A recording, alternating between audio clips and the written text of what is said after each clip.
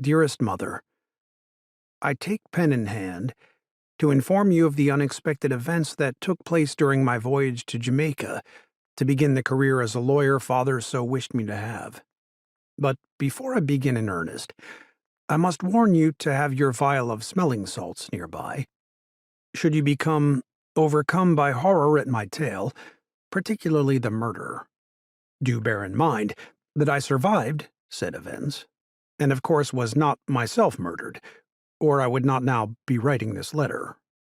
Moreover, the ending is a happy one, and speaks well of my expectations. Even Father may admit that I performed adequately. So you may need the smelling salts to counter the shock, should he speak well of me. I admit to feeling not a little pride at the resolution of my first case before the bar, or rather, before the mast. Are you now fortified? If so, I shall begin. Despite Father's assertions, I did not find sea travel to be invigorating, bracing, or any of the other healthy adjectives he employed before having me escorted up the gangplank of Fortune's Daughter.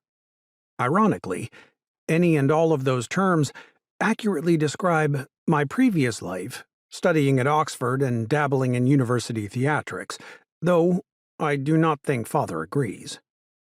The voyage was, in fact, deadening to the senses.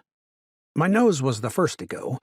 This was a mercy, if truth be told, given the way it was constantly assailed by the odors of unwashed sailors, the tar and other materials of the ship itself, and the livestock brought aboard to provide fresh food. Next, my hearing was attacked by the constant sounds of waves slapping petulantly at the hull, sails flapping in the wind, and the nearly incomprehensible language of the sailors. Though they reputedly speak the King's English, I would be hard-pressed to prove it in court, even if Father himself were sitting on the bench. Finally, the sense of sight was dulled, for there was nothing to see. Yes, the sunsets were quite colorful when the weather was fine, but one looked much like the next.